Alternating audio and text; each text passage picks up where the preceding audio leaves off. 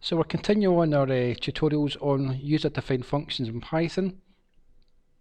I've said a question there, user-defined functions with parameter passing and returning as well as local and global variables. That's what we're sort of covering. And what I want to do is find the maximum float value between three float values. So it's a bit like the max and min we did for integer, except we're doing with floats now, and instead of having two values, it'll be three. So the thing is, how do you go about writing these things? It helps if you know what you're doing, but in reality I haven't made this one for a while, so I'm going to kind of type as I go and see what happens. I have to have these three float values in the main code initially, so I'll call it f1, and I'll give it a value. I could have used the keyboard, to use the input to get these, but this is just a quick example. f2, give it an answer as well, they're all float values, and f3, another answer as well. So that's three different float values. Now I want to find the maximum one, so I'll put in f max, right, that's a good enough number to find the maximum one. What do I want to call this function? Let's call it find max float. There you go, that's what it's doing, find the maximum float value. Give it some brackets there to show I need some parameters. It does say I have to find out three things, so I'm just use all three just now, so send all three in. f1, f2, f3. And of course I haven't wrote the function yet, it's just me basically saying I'm going to use a function. But I want to see the answer at the end, so print f max to get the maximum value. Right, so I'm going to save this just now. So I haven't created the function, so when I try to run this it will crash. It basically says, sorry I don't know what you're talking about, where is the function? So I've not made this find max float function yet. So let's find a place to create them. I like to put the functions up here at the top. I put the word def to describe it, and then find max float, that's the name we used. Down here's the idea. We're passing in three parameters. Now I'm going to use different variable names again just to prove that these really are different variables, although you can use the same name if you want to. So as I create these ones, these are local variables, so I'll call this, let's see if I like to do this, f1, f2 and f3. I'm not 100% sure, to be honest. The language itself is fun, but I haven't read everything about it just to find out. It should accept because it starts with a letter though. I have to return some sort of value here. It's all about using this max thing. So I'm going to start with this and I'll do a basic if, very similar to the one we did to do with integers. Now, because there's three, this is interesting actually. You can do it with two, but with three it's a bit harder. So if f1 is equal to f2, so if they're the same, what's going to happen? You have to return something back. They can use lots of different commands. So I'll start like this, put the colon in for the if again, and I'll say f max, we're using f max floats, is equal to minus 1, basically saying there was two the same, right? Now that makes sense to me, there was two the same, right? What I will do is I'll change this here so there is two the same, so we make an actual effect on this. So I'm saying if the first and the second are the same, make f max equal minus 1, right? So let's test it out, see if we get any crashes. None, it says. Oh, that's interesting.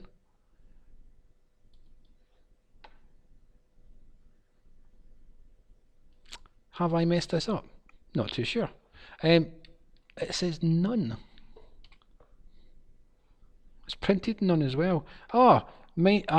Perhaps minus 1 is represented by the word none. Let's find out. Max is, and I'll put this as a str, we've seen that before in different parts of the language. Just to see, is it going to say none again?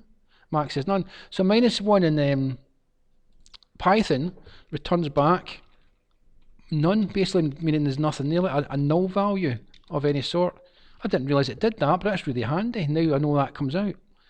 So that worked actually. Obviously the two are the same. Therefore it comes up with minus 1. Now I'm going to put some more in here. Or f1 is equal to f3, or f1 is equal to, f2 is equal to f3. So I'm doing all the combinations. Does 1 match 2 or 3? If it does, they're the same. Does 3 match 2 or 1? Yep, and does 2 match 1 or 3? So they're all basically in there. So I've used this word or. This is a key word we can use in these different kind of things like ifs and whiles and things like that. And we use the word or there, so the first one, or the next one, or the next one. So it can be either one of those, any one at all, but not all three. right, because it says OR there. Now I'll prove this out by changing this one here to 3.45. There you go. And I've just realised why it said none. I forgot to return. So it's saying none because I made a mistake. So it wasn't -1 equals none, -1 is not coming back. That's what it was.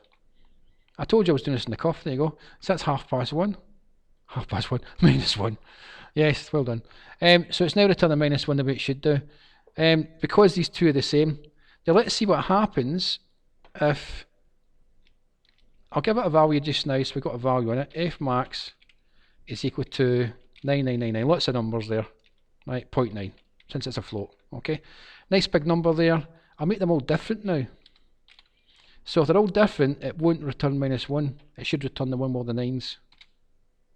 There you go. So that proves it's activating the if only if they're exactly the same. So let's stop doing that now.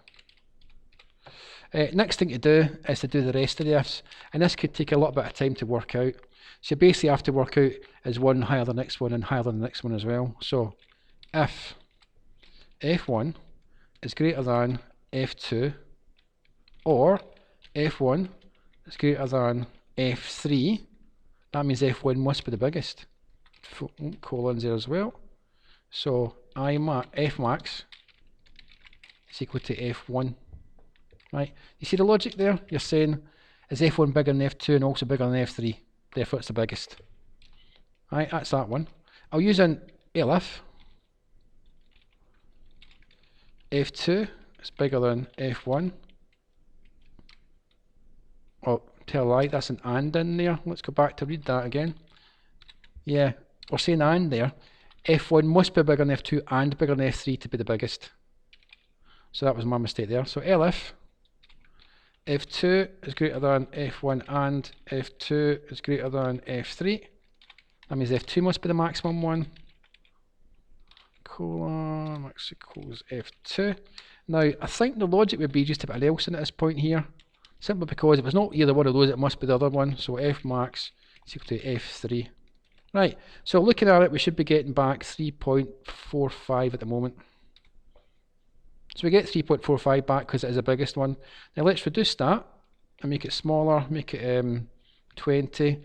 Therefore, we should get back 340 or 3.4. It's the same idea here. It drops to 0. And over here, it makes this one big. And that should come back by 5.4 as well. So that's it working then. So we've got it working for being exactly the same. Got it working for F1 being biggest, F2 being biggest, or even F3 being biggest. And that was basically based on just writing a couple of lines here in the main code and working it out later on.